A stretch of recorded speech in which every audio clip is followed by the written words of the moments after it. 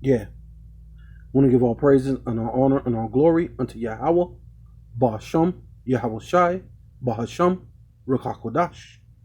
Double honors to the apostles and elders of Great Millstone, who rule well, and the elders in Connecticut that also rule well, right? To the brothers and the priests around the world, scattered around the four winds, preaching in truth and sincerity, risking their lives more now than ever, the elect, Shalom, to the Israelite foreigners whose phenotype may look like another nation, but bloodline goes back to Israel and have come back to the fold, Shalom, to you sisters, to you Akwathium, listen and learn under your husband or your spiritual leader in meekness and in silence. Yeah, this your brother Ram Yahweh with the lesson. And so I've been noticing a lot of brothers been speaking about that time of spiritual power, which we're going to be needing it, right? Because all these different diseases, cancers, HPV, AIDS, you got the jungle pox. You know what I mean? You got all these so-called ailments that Esau is implementing. When you really go into who Esau is, man, these are the things that he's always did, or things that either the Most High even allowed to happen in order for them to get you know, advantage, you know. So these are things that went on, right? When you go back into the time of the Black Plague, for them to get the land of Europa, which was a black woman, right? What they call themselves European now, which really was so-called black people that ruled that land, right? They got that through the Black Plague, right? The you know the so-called World War One, World War Two. You had so-called pandemics or whatever that went on then, like Spanish flu, and I think there was another one, I forgot what it was called, during the time of the World War One, when they were trying to actually get into that land. But I know World War Two, when they actually got into the land, that's basically what was illing the world, the world's ailment that was prescribed by these elites. It was the Spanish flu. So that's how they basically got into the land and got what they wanted, right? So they could rejoice over the land. So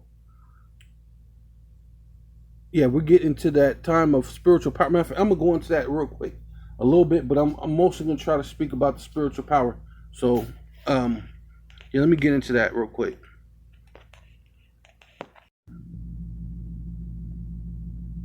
Global, I just typed in global pandemic, World War One. This was certainly the case with the influenza pandemic of 1919, which was one of the worst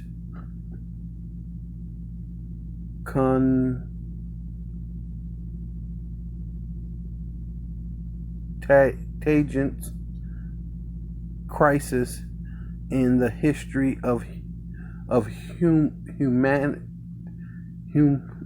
humankind, I guess, humankind around the world.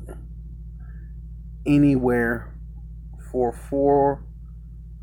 40 to 100 million people died, right, of this so-called virus or variant or whatever they have, with 500,000 to 750,000 dead in the U.S. alone.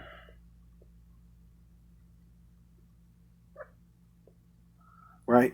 So this World War One, which a lot of those, the so-called Jewish during World War One,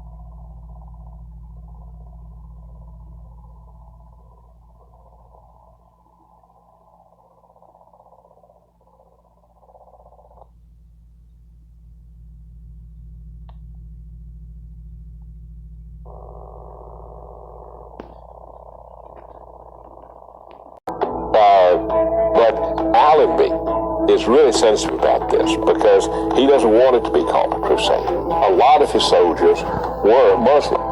I mean, his labor force, for example, he also had Indian troops.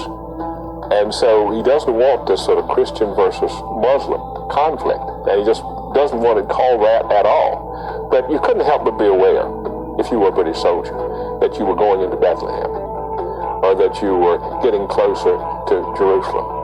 And so even though Allenby doesn't want it really talked about as a crusade, because some of the rank and file did think that way. And I think it was some motivation for some of these British soldiers. On a night of rain and bitter cold, British forces attacked the holy city of Jerusalem on December 7th, 1917.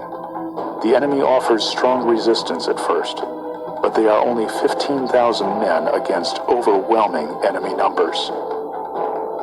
They begin to withdraw from the city. 4 centuries of Ottoman rule have come to an end.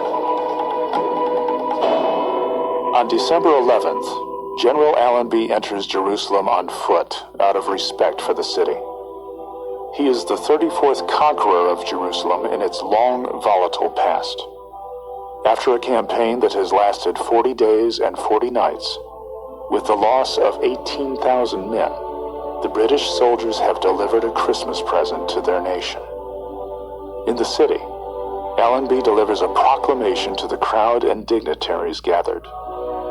Since your city is regarded with affection by the adherents of 3 of the great religions of mankind, and its soil has become consecrated by the prayers and pilgrimages of multitudes of devout people of those 3 religions for many centuries, therefore do I make it known to you that every sacred building, monument, holy spot, shrine, or customary place of prayer, of whatsoever form of the 3 religions, will be maintained and protected according to the existing customs and beliefs of those to whose faiths they are sacred. The Turks lose. This is that's put in global pandemic during World War II. It said the Spanish flu killed an estimated 50 million people in a 500 million cases, right, of the Spanish flu, right? So the Spanish flu and World War One, right, and World War II, key dates of and facts about major 20th century events, right? World War One, World War II, influenza pandemic, influenza. See, and another thing they're not telling you about, they went into the war with them, but then also this so-called influenza, this flu came, so a lot of them couldn't fight because a lot of them were sick, right? They ended up catching this so-called Spanish flu, which allowed them to allow the British troops to win, right? And then this was so-called global, right?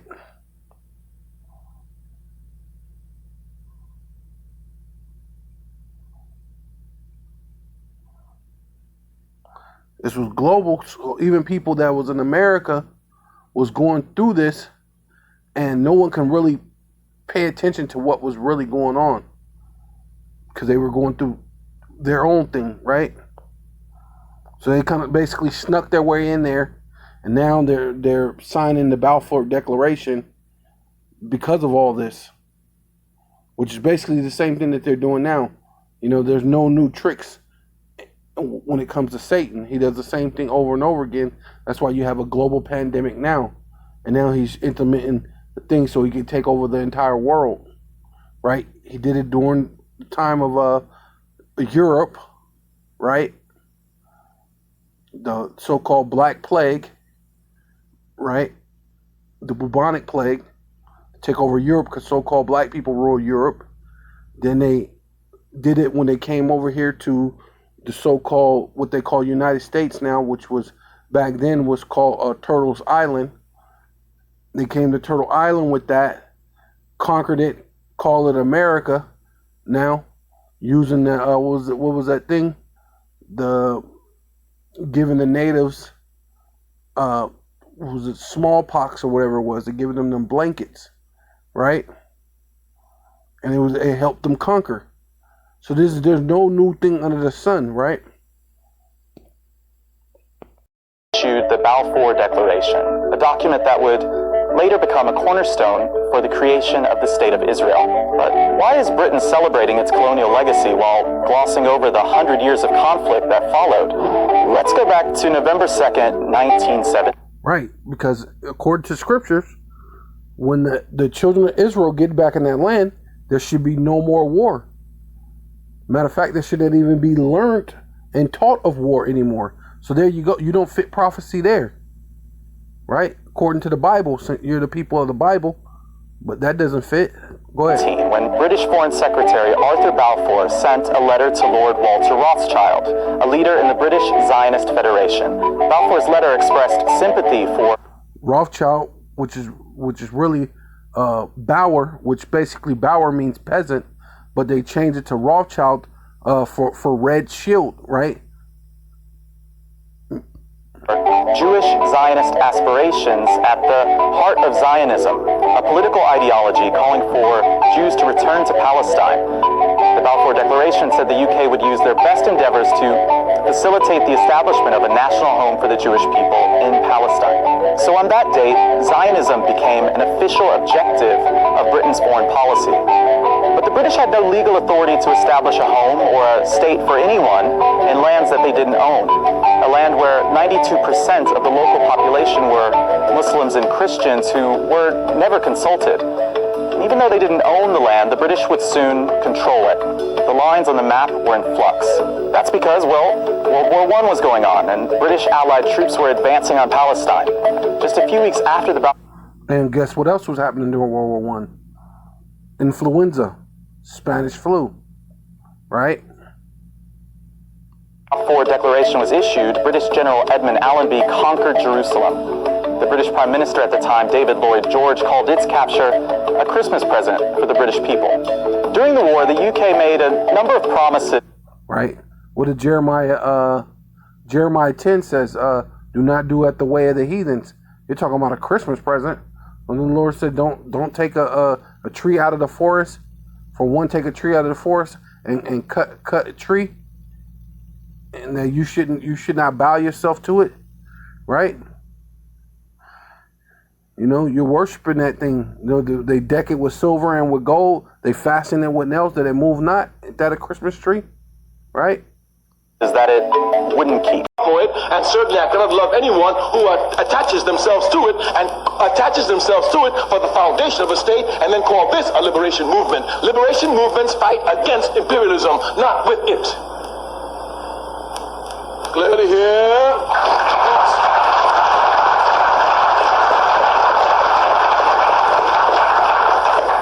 The legal foundation of the State of Israel is what is known as the Balfour Declaration. This declaration was issued in 1917. A man in the government of Britain named Balfour wrote a paper and promised the Jews a national home. The national home he promised them was an area which Britain was colonizing, Palestine. Palestine didn't belong to the British. Just like Ireland doesn't belong to the British, even though they have troops there.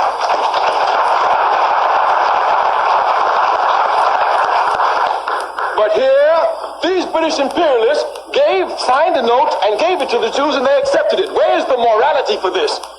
If you say that Israel belongs to you, then you don't go to a thief to get Israel, you go and take it. Once you go to an immoral being such as British imperialism, and this is the basis for you getting the land, then clearly here those who are truly liberation fighters must question this. The basis, we say, is the Balfour Declaration, and Zionists know it. The Zionism is certainly not a liberation movement because it never fought against any imperialism. As a matter of fact, today, Zionism is the baby, child, and infant protector of imperialism in the Middle East. It carries out the interests of American imperialism. As a matter of fact, Zionism and American imperialism is like this. If our tax dollars would stop giving money to Israel, the state would sink tomorrow. And certainly no one can deny that American imperialism is the leading imperialist nation in the world. So we cannot see how a liberation movement is so tied, string in hand to American imperialism. They work hand in hand with American imperialism. Thus they can hardly be a liberation movement. In addition to this, Zionism has nothing. Yeah, so this is Ezekiel 36. Therefore, thus saith Yahweh, Bashem Yahweh Shai, power, surely in the fire of my jealousy, right? And there's a scripture where it says the Lord's name, one of the name of the Lord is jealousy, man. He's jealous for you so-called black, Hispanic, and Native Indians, man. Because what? You're out there committing all sorts of spiritual fornication and also physical fornication, man. And the Lord, that makes the Lord angry and jealous for that you're supposed to be righteous and upright, man. And seeking the Most High, Yahweh, man.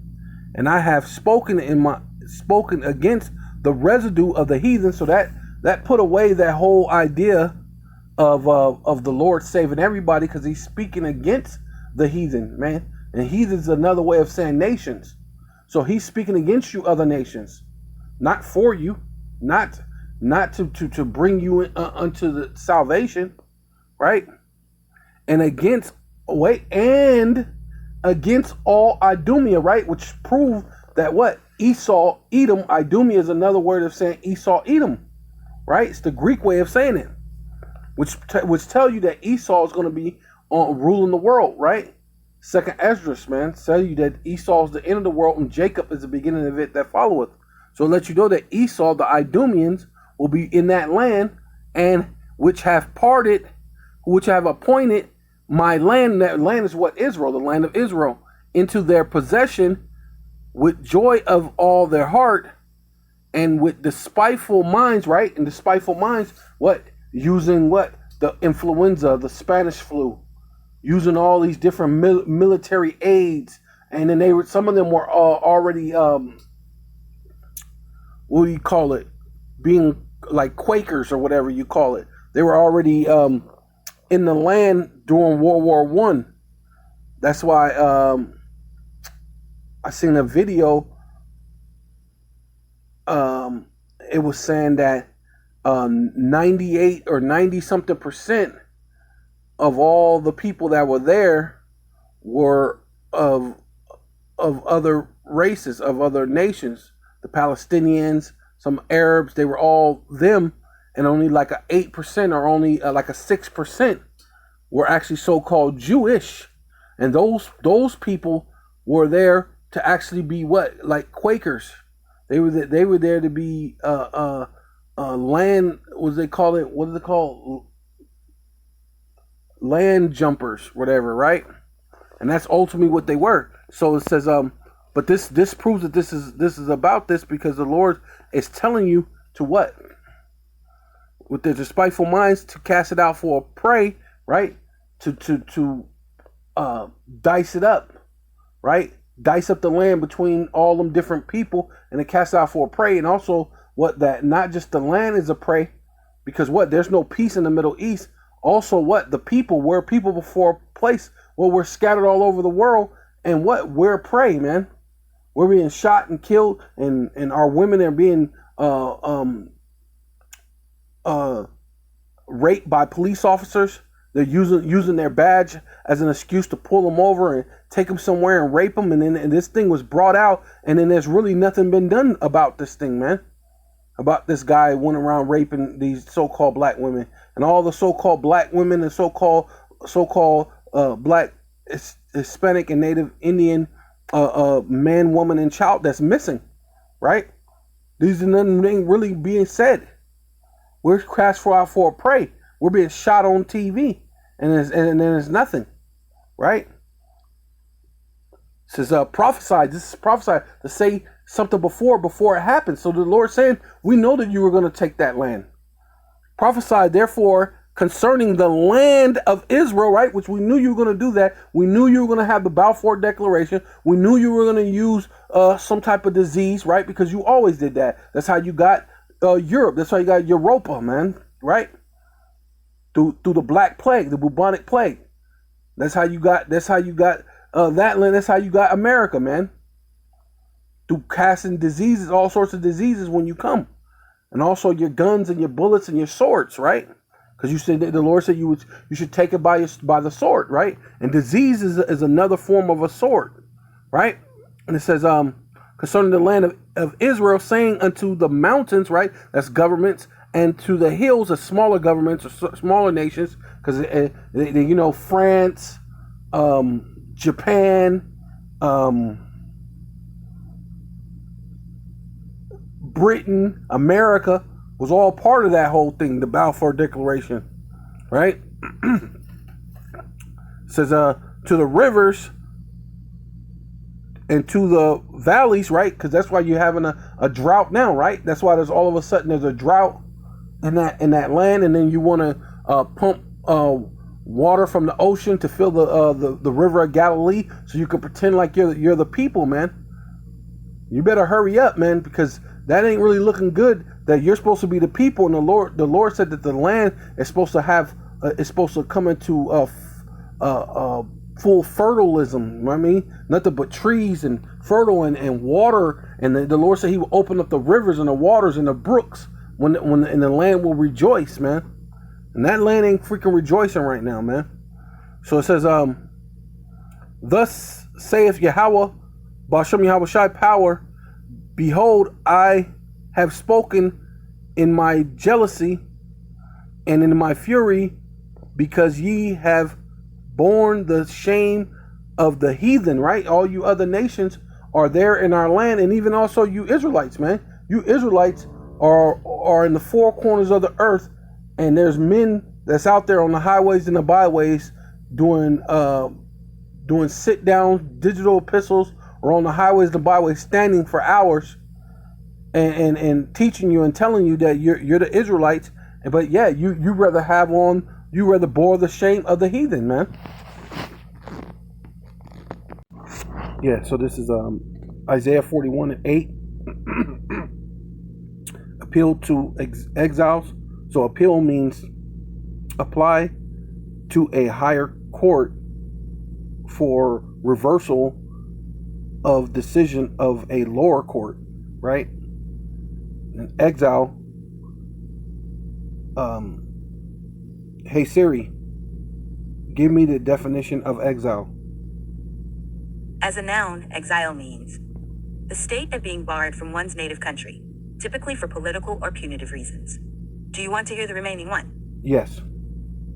As a verb, it means expel and bar someone from their native country, typically for political or punitive reasons. Right. And punitive means to be punished, right? So this says, but thus Israel art my servant, right? Because the Lord is the higher court. Yahweh will be the higher court. So he said, Israel is his servant. Israel is my servant. Jacob, whom I have chosen, the seed of Abraham, not of all nations, not of all these different things, and everybody could be saved, right? My friend, thus whom I have taken from the ends of the earth, right? Because we're scattered all over the four winds of the earth, right? And call thee for the chief, and call thee from the chief men thereof, right? Which dealing with the prophets, the elect, right? Called it from chief men, the elect, right? And said unto thee, thus are my servant, I have chosen thee, right? No other nations, thee, and not cast thee away. See, ultimately the Lord is coming to get us, man. He's going to bring us back to what he called us to be about from the beginning, right? What he created us for from the beginning. So, and he's letting you know that though we're scattered all around these four corners, that he haven't he haven't really cast us away. It was just for a time period, right? Because exile, or what did it say? Exile, and then you got exiled for what? For punishment. So he's saying, look, though I cast you out, I ain't really cast you out. I got you. It was all for punishment, right? Fear thus not, for I am with thee. Be not dismayed, for I am thy power. I will strengthen thee and will help thee. Yea, I will uphold thee with my hand of my righteousness. Right? So let's skip down to what it's really getting into, because what I'm trying to get to my point. Because just to let you know, he's talking about Israel, how he chose Israel, and then you go through this whole thing, and it's going all the way into this point. He's still talking to Israel, how I just chose you. You're my only one. You're my love. You know what I'm saying? You're the one who I chose, man. That's just it. So it says, and I will open your rivers. Still talking to Israel, not no other place, not no other nations, none of this stuff. Only Israel, the God of Abraham, Isaac, and what? Jacob, who's speaking, right? And I will open your rivers and high places and fountains in the midst of the valleys.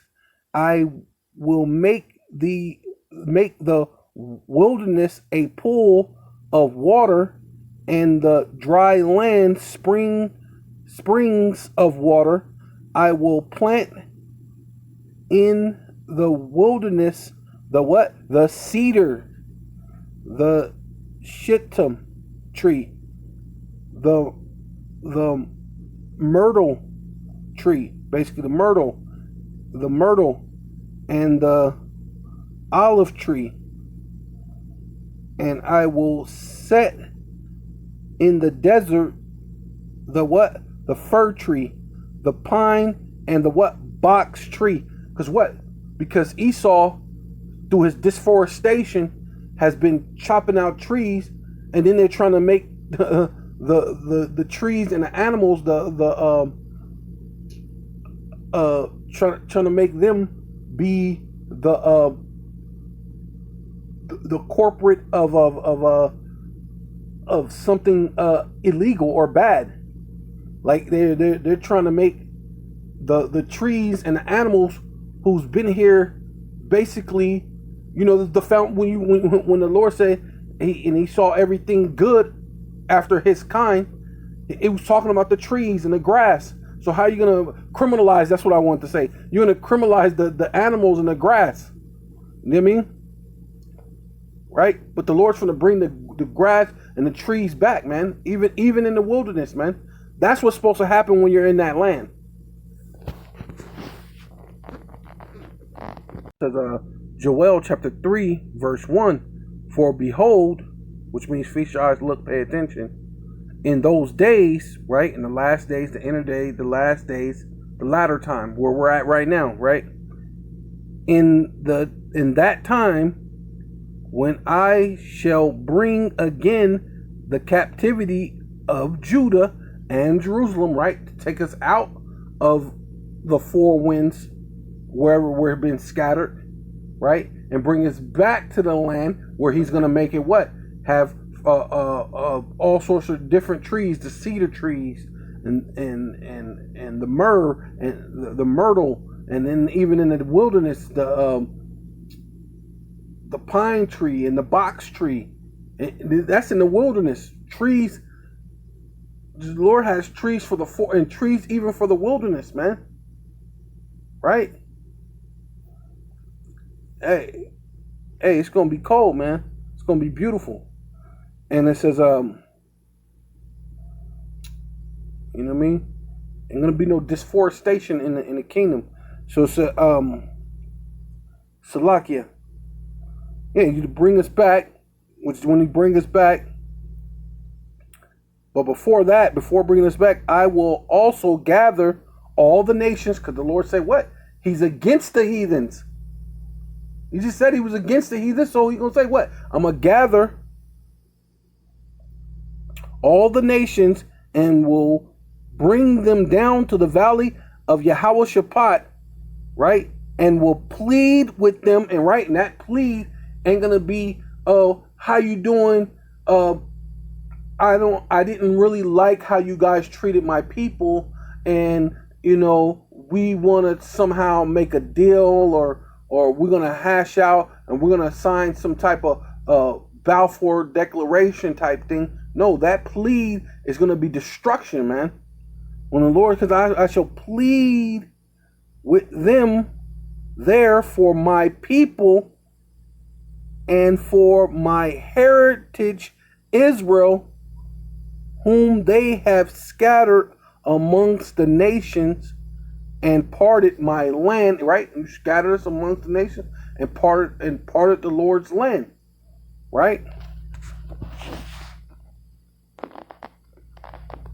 So chapter 3, right? Same chapter was before, but I'm skip down 17. So shall ye know that I am Yahweh, your power, dwelling in Zion, which means monument, right? The Lord's going to always remember us, man. He's always going to come back and remember, right? Israel, man. Same thing he did in Egypt. He said that he will remember. He remembered us and sent forth the deliverer, sent forth Yahweh Shai, man. With, you know what I mean? That pillar of cloud by day and that fire by night.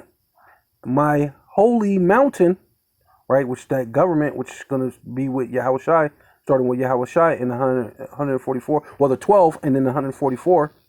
Then shall Jerusalem be holy, and there shall no stranger, right? Because you're saying that you're the people, but then your whole thing is you're dealing with all these strangers that's in the land.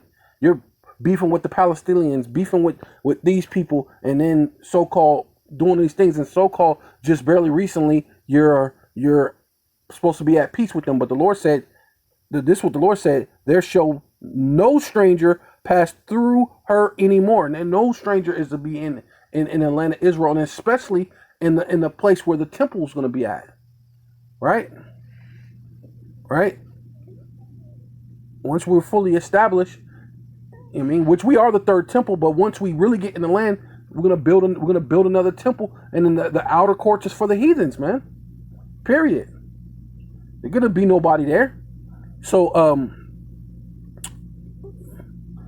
so that proves you're not the people, man. And it shall come to pass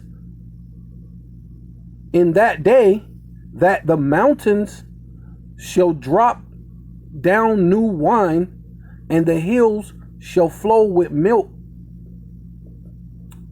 and all the rivers of Judah shall flow with water, right? And it's a future prophecy, because that's why when you read this chapter, it goes to the future, then it goes into the past, and then it's back into the future. Right here, this is the future again, if you read this with understanding. So this is future.